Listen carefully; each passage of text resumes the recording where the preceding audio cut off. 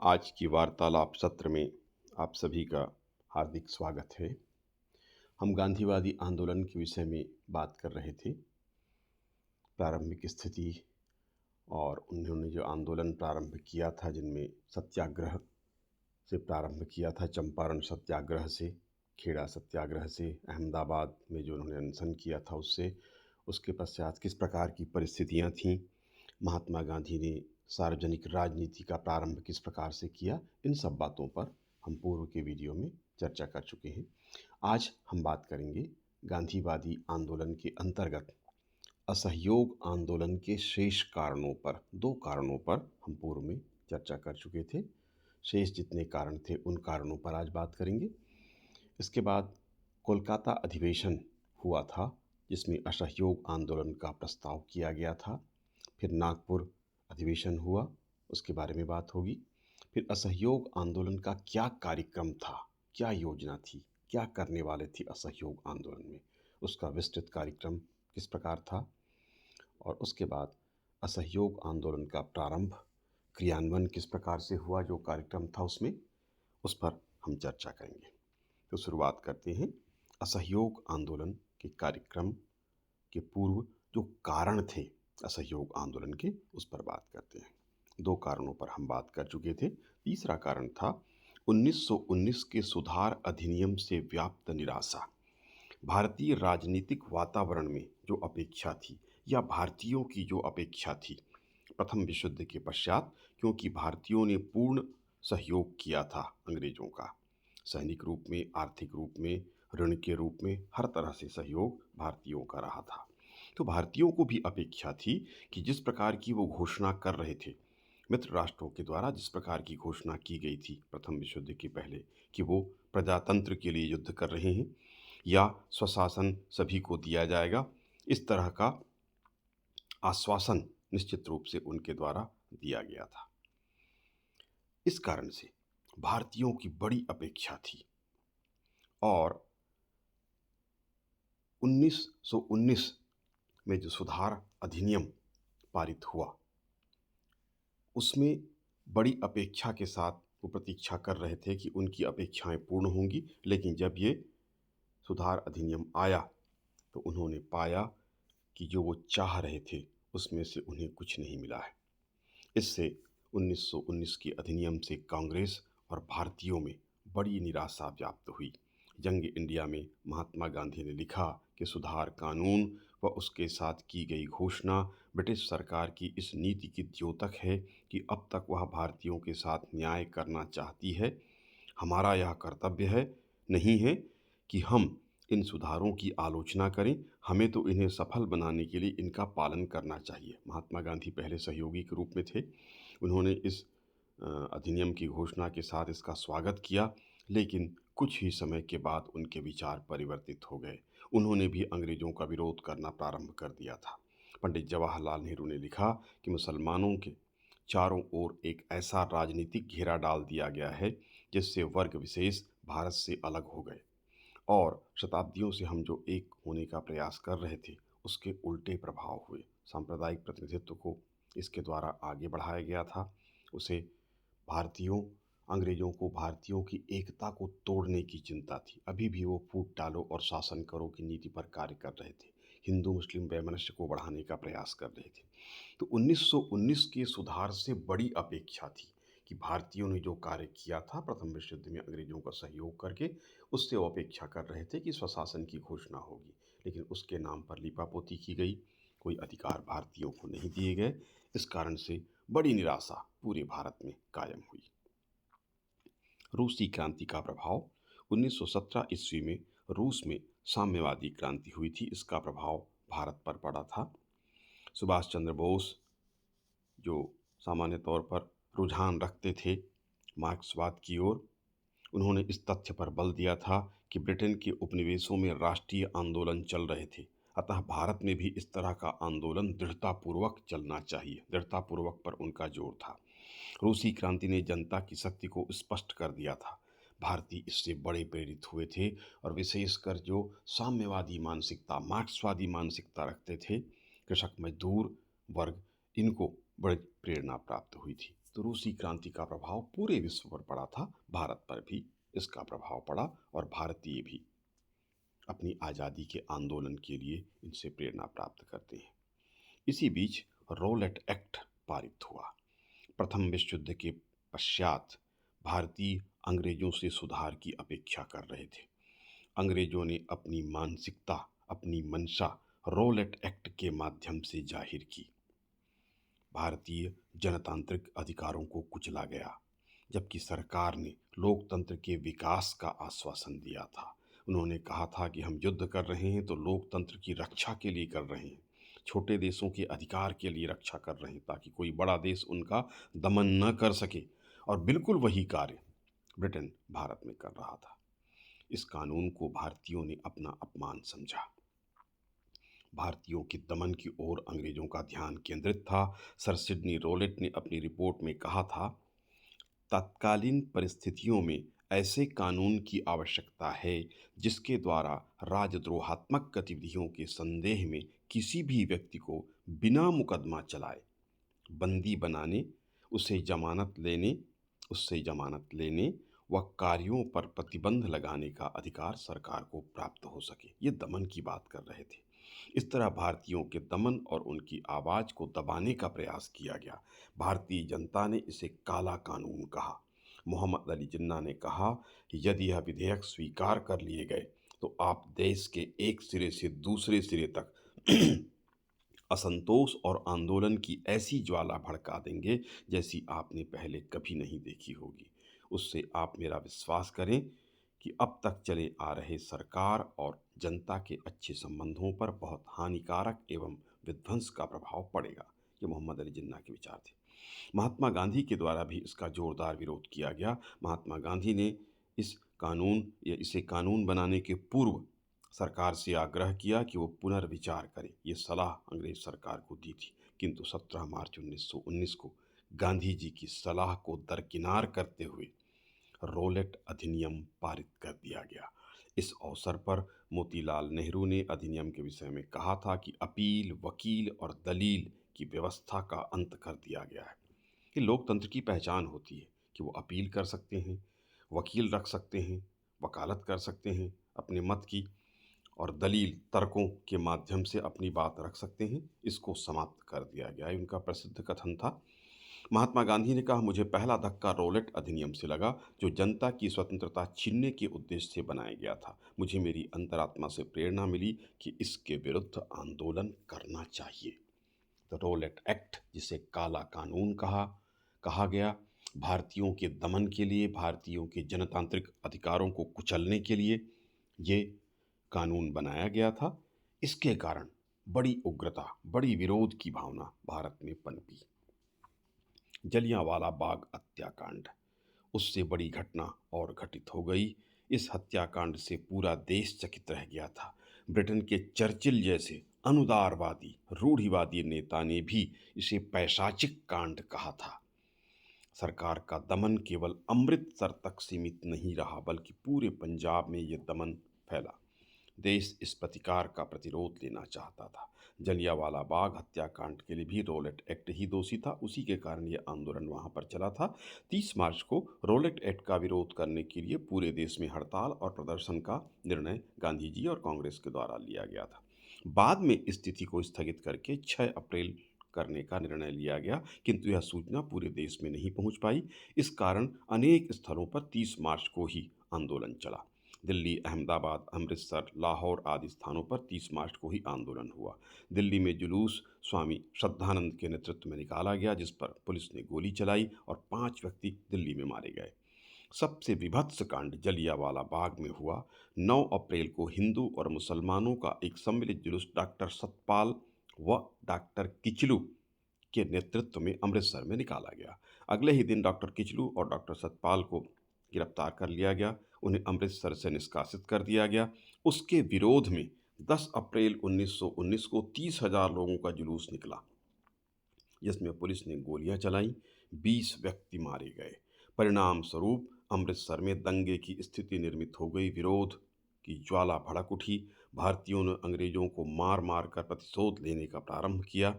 इस घटना में शेरवुड नाम की एक महिला की हत्या कर दी गई। पंजाब की स्थिति को देखते हुए गांधी जी पंजाब के लिए रवाना हुए, किंतु उनको दिल्ली के पास पलवल नाम का स्थान है हरियाणा में, वहाँ पर उनको रोक दिया गया, प्रतिबंधित करके उनको मुंबई भेज दिया गया। इससे पंजाब की स्थिति और भी खराब हो गई, महात्मा गांधी के जाने से शांत हो सकती थी। 13 अप्रैल 1919 को बैसाखी के दिन अपराह्न में जलियांवाला बाग में एक सभा का आयोजन किया गया, जिसमें लगभग 20,000 लोगों ने भागीदारी की। जलियांवाला बाग ऐसी स्थिति में था, ऐसी जगह पर था, जो चारों ओर से मकानों से घिरा हुआ था, केवल एक गली थी। उसी गली में, उस तंग रास्ते पर जनरल डायर ने सेना खड़ी करा दी, बाग के बाहर निकलने का रास्ता बंद करा दिया और बिना चेतावनी दिए गोली चलाने का आदेश दे दिया गया। 1650 राउंड गोलियां चलाई गईं। सरकारी रिपोर्ट के अनुसार 379 लोग मारे गए, किंतु कांग्रेस के अनुसार मरने वालों की संख्या 500 से 1000 के बीच थी, जिसमें बूढ़े बच्चे सभी सम्मिलित थे। इस घटना के बाद अमृतसर में 2 महीने के लिए कर्फ्यू लगा दिया गया। जिस गली में मिस शेरवुड मारी गई थी, उस गली के लोगों पर कोड़े चलाए गए, उनको रेंग कर जाने की अनुमति दी गई, विवश किया गया। इस तरह अपूर्व तानाशाही का प्रदर्शन अंग्रेजों के द्वारा किया गया। इसकी जबरदस्त प्रतिक्रिया पूरे भारत में हुई। रविन्द्रनाथ ठाकुर ने नाइटहुड की उपाधि वापस कर दी। शंकर नायर ने वायसराय की कार्य परिषद से त्यागपत्र दे दिया। जांच के लिए हंटर कमेटी का गठन किया गया, जिसने मार्च 1920 में अपनी रिपोर्ट दी। इस रिपोर्ट से भी भारतीयों को बड़ी अपेक्षा थी कि किस तरह अत्याचार किया गया था, ये उजागर हो जाएगा, खुल जाएगा, ऐसी अपेक्षा भारतीयों ने की थी। सारे देश ने पंजाब के अत्याचारों की जांच की मांग की थी और बड़ी अपेक्षा थी कि इसका परिणाम अवश्य अच्छा होगा, किंतु इसके बाद भी इंडिमिनिटी एक्ट पारित किया गया, जिससे दोषी अधिकारियों को सुरक्षा प्राप्त हो सके। इस कारण भारतीयों में असंतोष और भी बढ़ गया। इतना ही नहीं, जनरल डायर को कर्तव्यनिष्ठ और सत्यनिष्ठ कहकर संबोधित किया गया। ब्रिटिश साम्राज्य का शेर उसको कहा गया, सिंह उसे कहा गया, ब्रिटिश साम्राज्य का रक्षक कहा गया। 20,000 पाउंड की थैली लोगों ने चंदा इकट्ठी करके उसको भेंट की। इस तरह के कार्य थे जिससे भारतीयों की भावनाओं को गहरा आघात लगा तथा उन्हें यह विश्वास हो गया कि अंग्रेज भारतीयों के साथ कदापि न्याय नहीं करना चाहते और नहीं करेंगे। हंटर कमेटी का गठन भारतीयों के दबाव को देखते हुए किया गया था। 1920 में इसने अपनी रिपोर्ट प्रस्तुत की। इससे भारतीय सरकार के दृष्टिकोण को उचित ठहराया गया। अंग्रेज सरकार जो कर रही थी यहाँ पर, उसका दृष्टिकोण सही है कहा गया। वह डायर का सिर्फ इतना अपराध बताया गया कि उसने बिना चेतावनी दिए गोली चला दी, बस उसकी इतनी ही गलती थी और उसकी कोई गलती नहीं थी। उसको केवल इतना दंड दिया गया कि उसको पद से हटा दिया गया। उल्लेखनीय है कि सरकार ने डायर के कार्यों की निंदा नहीं की कि उसने गलत किया है। भारत में अंग्रेजों ने तथा इंग्लैंड के संसद में डायर का ही समर्थन किया गया। उसे सम्मान की तलवार भेंट की गई। हंटर कमेटी से भारतीयों को बड़ी उम्मीद थी, जो रिपोर्ट के बाद निराशा में बदल गई। इस तरह जो अपेक्षा थी कि जो अन्यायी हैं, जो अत्याचारी हैं, उनको दंडित किया जाएगा, वह भी अंग्रेज सरकार के द्वारा नहीं किया गया। इससे असंतोष व्यापक रूप में फैला। खिलाफत आंदोलन का प्रभाव। प्रथम विश्व युद्ध में तुर्की ने धुरी राष्ट्रों का साथ दिया था। अंग्रेजों के विरोध में तुर्की लड़ा था, जबकि इंग्लैंड की पॉलिसी लगातार नीति रही थी कि वह तुर्की की रक्षा करे। पूर्वी समस्या में अध्ययन करते हैं, हम देखते हैं कि इंग्लैंड की नीतियों में यह था कि तुर्की को किसी तरह से सुरक्षित रखा जा सके, किंतु तुर्की ने अंग्रेजों का विरोध किया था और धुरी राष्ट्र पराजित हुए थे। तो अब अंग्रेज उससे बदला लेंगे, इस भय से ही आंदोलन शुरू हो गया था, खिलाफत आंदोलन शुरू हुआ था। तुर्की का जो सुल्तान होता है वो खलीफा कहलाता है और भारतीय मुसलमान उसको अपना धर्म गुरु मानते थे, खलीफा मानते थे। इसलिए उन्होंने उसके अधिकारों को छीने जाने, तुर्की के राज्य पर अंग्रेजों या मित्र राष्ट्रों के द्वारा अधिकार किए जाने का विरोध करने के लिए चलाया गया था। महात्मा गांधी ने भी देखा कि यह हिंदू मुस्लिम एकता का अच्छा अवसर है, इसलिए उन्होंने खिलाफत आंदोलन के कारण और अन्य कारणों जिसकी हम चर्चा कर रहे हैं के कारण असहयोग आंदोलन प्रारंभ किया था। तो खिलाफत आंदोलन के प्रभाव के कारण भी असहयोग आंदोलन प्रारंभ हुआ था। राष्ट्रीय नेताओं के जांच की उपेक्षा, महात्मा गांधी की अध्यक्षता में जो घटना घटित हुई थी, पंजाब के जलियांवाला बाग हत्याकांड, जिसको हम मानते ही नहीं, वास्तव में घटना घटी थी। जांच कमेटी कांग्रेस ने नियुक्त की थी, जिसमें चितरंजन दास, मोतीलाल नेहरू, अब्बास तैयब जी, डॉक्टर जयकर और महात्मा गांधी सम्मिलित थे। जांच रिपोर्ट में वहां पर जो गतिविधियां जनरल डायर या सरकार के द्वारा की गई थी, उस पर कड़ी प्रतिक्रिया दी गई थी, कटु आलोचना की गई और अपराधियों को दंडित करने तथा पीड़ित परिवारों को मदद देने, आर्थिक मदद देने, उनके खिलाफ सारी जांच हटाने आदि की बातें कही गईं। किंतु इस पर कोई प्रतिक्रिया ब्रिटिश सरकार के द्वारा नहीं की गई, उस पर कोई रिएक्शन नहीं दिया गया या कोई इस तरह का कार्य नहीं किया गया जो उसमें सुझाव दिया गया था। इस कारण से कांग्रेस और भारत में विरोध और बढ़ा। बीमारियों और दुर्भिक्षों के प्रति सरकार की उपेक्षा, भारत में जो आर्थिक दुरावस्था थी उसके कारण ही प्लेग और हैजा जैसी बीमारियां भारत में लगातार फैल रही थीं। 1 करोड़ 40 लाख व्यक्ति, बहुत बड़ी संख्या होती है, 1 करोड़ 40 लाख व्यक्ति इन बीमारियों के कारण मारे जा चुके थे। दुर्भिक्ष ने विपत्ति को और बढ़ाया, अकाल जो पड़ा उससे, लेकिन सरकार की नीति पूरी तरह से उदासीनतापूर्ण थी। दुर्भिक्षों से निपटने के लिए जो प्रयास किए गए वो अपर्याप्त थे। सरकार संवेदनहीन थी। जनता का आक्रोश इससे और बढ़ता गया। उन्होंने कोई प्रयास नहीं किया, दिल्ली दरबार के आयोजन में मस्त रहे, व्यस्त रहे, युद्धों पर ध्यान दिया, किंतु दुर्भिक्षों पर, भारत की जनता की दुर्दशा की ओर उन्होंने कोई प्रयास नहीं किया। यहाँ तक कि कर भी में छूट देने को, कर की छूट, राजस्व की छूट के लिए भी सरकार तैयार नहीं थी, जहाँ पर कि दयनीय स्थितियाँ थीं। तो इस कारण से भी आक्रोश फैला। आतंक का राज्य एवं सैनिक कानून, पंजाब में ब्रिटिश शासन के अधिकारियों के द्वारा जिस प्रकार का व्यवहार किया गया वह निंदनीय था। जलियांवाला बाग हत्याकांड के पश्चात पंजाब के 5 जिलों में सैनिक शासन घोषित कर दिया गया। वहां अमानवीय निर्दयता का परिचय दिया गया। कड़ी सजाएं दी गईं जिसकी कल्पना भी नहीं की जा सकती। अमृतसर के नलों में पानी बंद कर दिया गया। वहां की बिजली काट दी गई। जिस गली में मिस शेरवुड की हत्या हुई थी, उस गली के लोगों को रेंग कर जाने की अनुमति दी गई, मजबूर किया गया। सबके सामने उन्हें सड़क पर खड़े कराकर बेत मारे गए, कपड़े उतार कर बेत मारे गए। रेलवे स्टेशनों पर तीसरे दर्जे की टिकट बेचने की मनाही कर दी गई ताकि आम लोग यात्रा न कर सकें। स्कूल और कॉलेज के छात्रों को आज्ञा दी गई कि वो दिन में कम से कम 4 बार फौजी अफसरों के सामने अपनी हाजिरी दें। कई स्थानों पर किसानों की भीड़ पर गोलियां चलाई गईं तथा हवाई जहाज से मशीन गन चलाई गई। सभी हिंदुस्तानियों के लिए किसी भी अंग्रेज ऑफिसर को सलाम करना आवश्यक कर दिया गया, नमस्कार करना आवश्यक किया गया। अंग्रेज अफसरों के सामने सर झुकाना सभी के लिए आवश्यक कर दिया गया। अंग्रेजों का कहना था कि भारतीयों को यह ज्ञात हो जाए कि उनके मालिक अंग्रेज आए हुए हैं। जो भी सर नहीं झुकाता था उनको बेतों से पीटा गया। इस तरह की तानाशाहीपूर्ण कार्यवाहियां पंजाब में अमृतसर और 5 जिलों में की गई। इसका व्यापक असर पूरे भारत पर होना प्रारंभ हो गया और इस कारण से अंततः असहयोग आंदोलन की घोषणा की गई।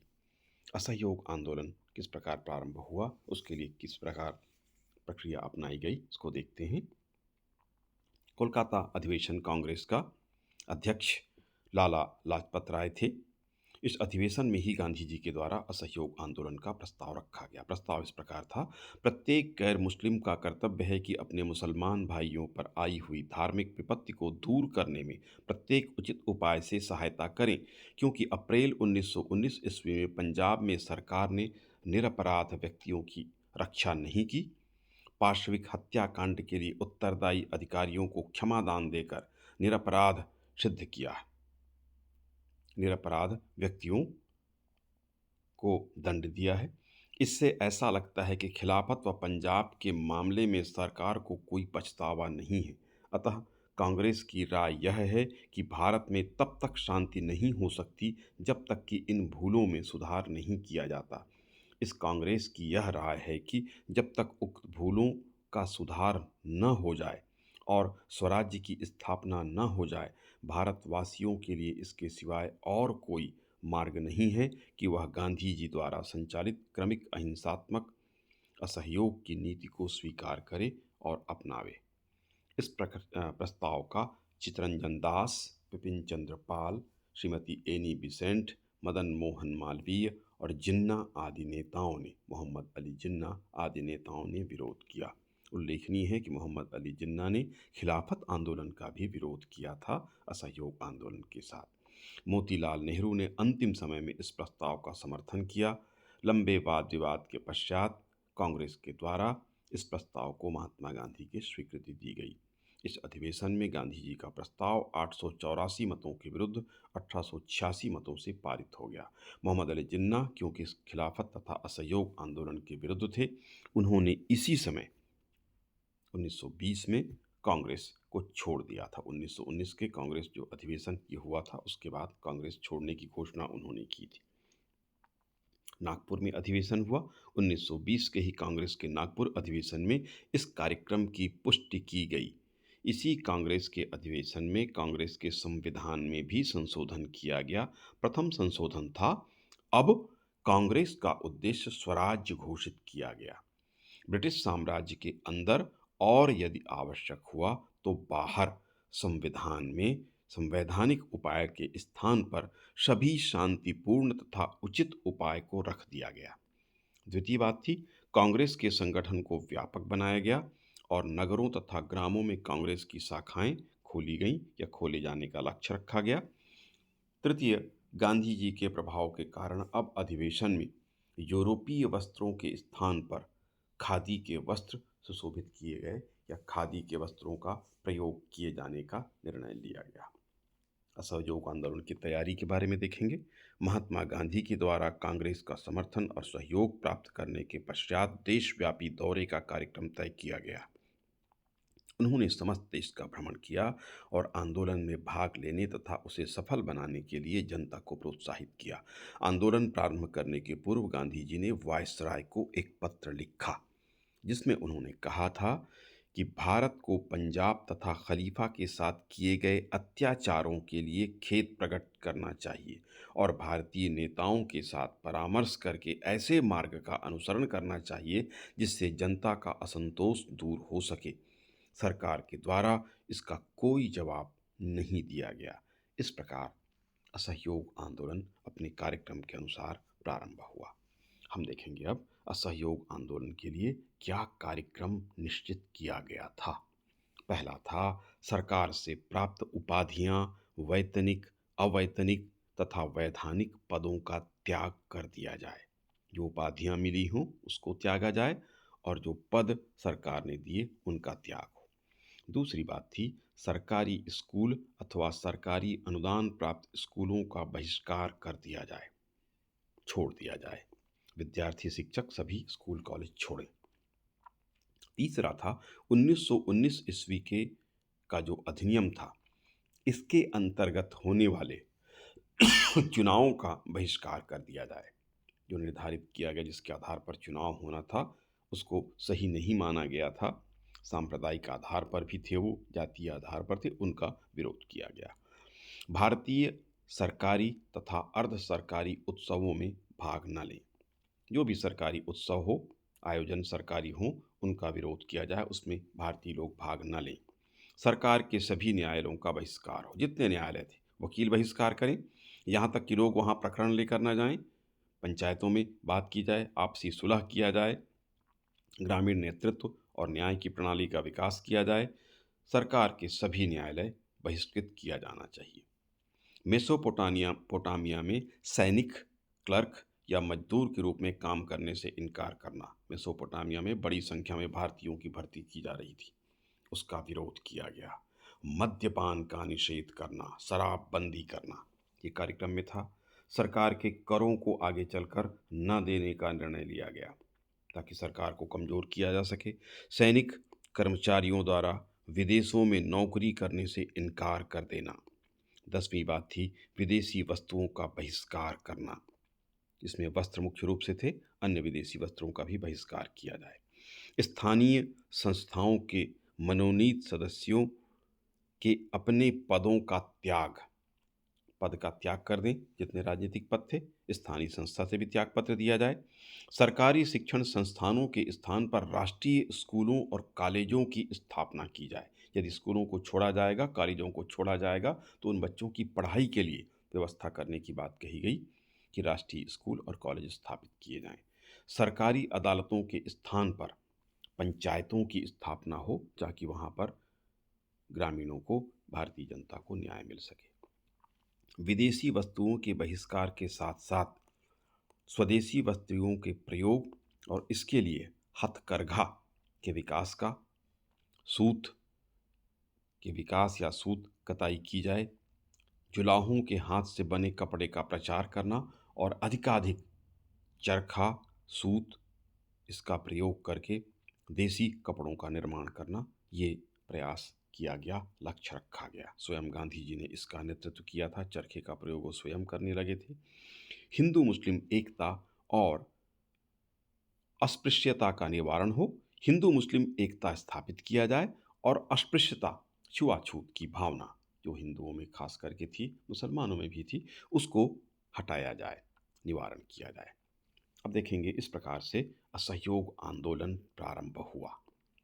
जन सहयोग, व्यापक जन सहयोग इसको प्राप्त हुआ। गांधी जी के द्वारा संपूर्ण देश का दौरा किया गया तथा इस बात पर जोर दिया गया कि आंदोलन पूर्णतः अहिंसात्मक हो।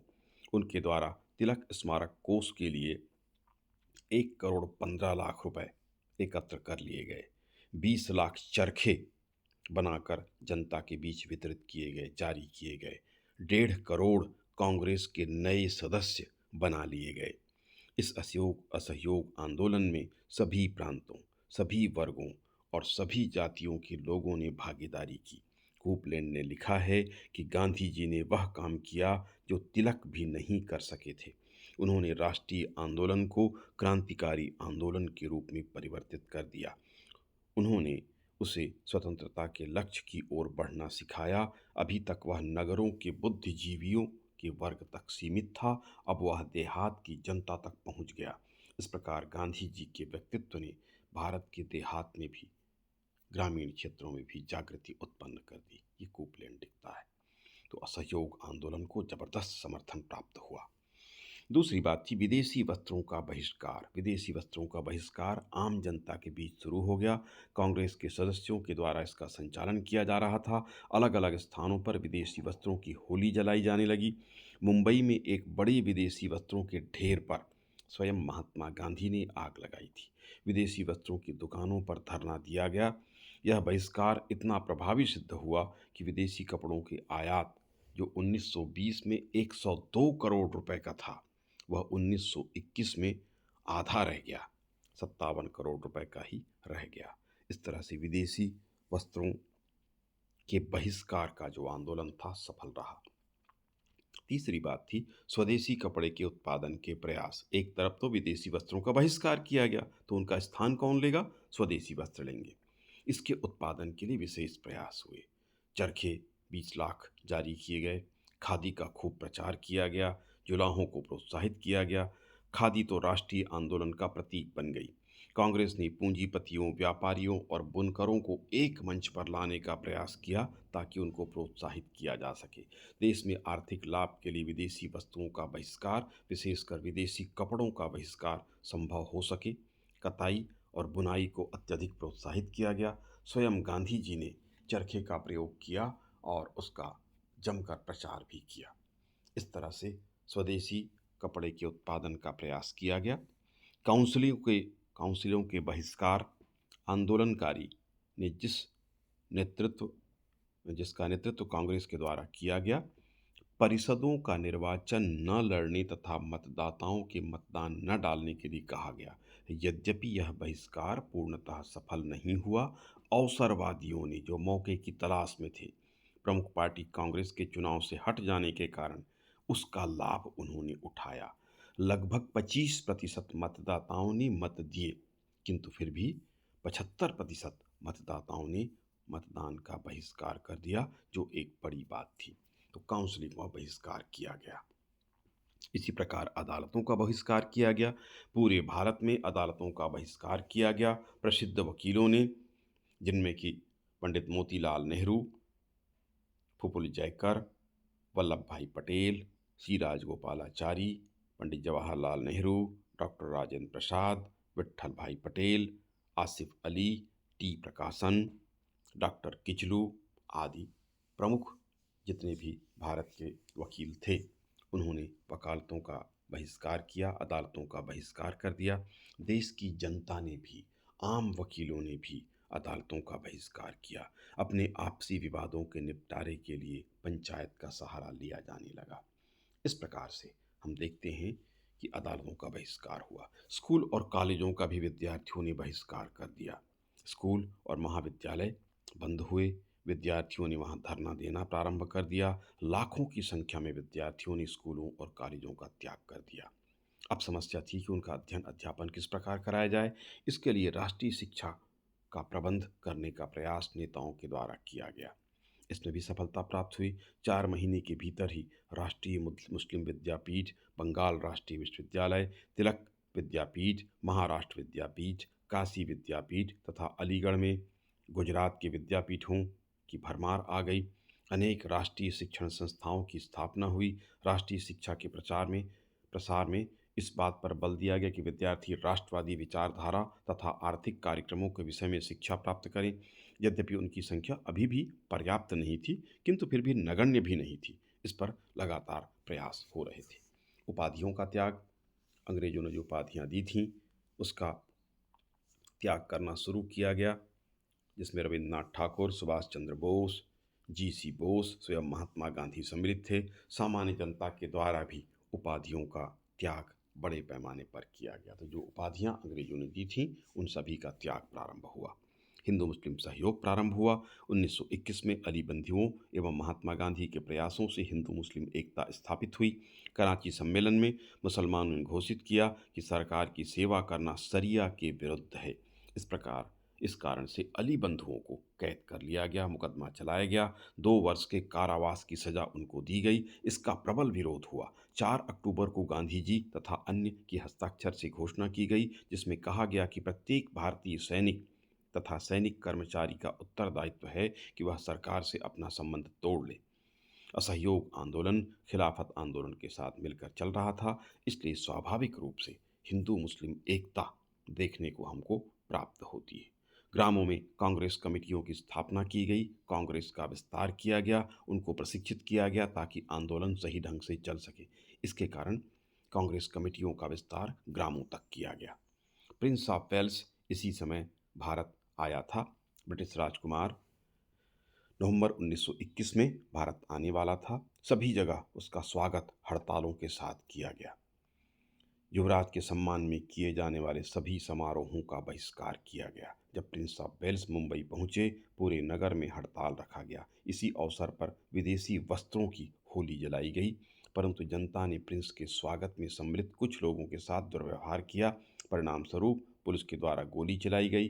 गांधी जी इससे बहुत खिन्न हुए। उन्होंने शांति स्थापित होने पर अन्न ग्रहण न करने का निश्चय किया।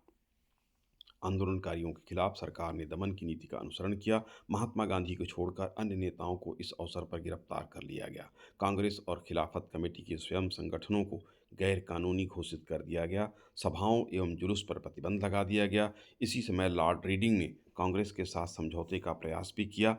गांधी जी ने स्पष्ट रूप से शर्त रखी कि सभी बंदियों को रिहा किया जाए और अली बंधुओं को रिहा कर दिया जाए, किंतु सरकार ने इसको स्वीकार नहीं किया और इस कारण प्रिंस ऑफ वेल्स के भारत आगमन पर जबरदस्त विरोध आंदोलन भारत में चलाया गया। शेष आगे किस प्रकार से क्षेत्रीय स्थानीय भागों में हम देखते हैं कि यह आंदोलन चला और उसके क्या प्रभाव हुए, किस प्रकार से इसको स्थगन किया गया, सरकार का दमन किस प्रकार से चला, इस पर विस्तार पूर्वक अगले वीडियो में चर्चा करेंगे।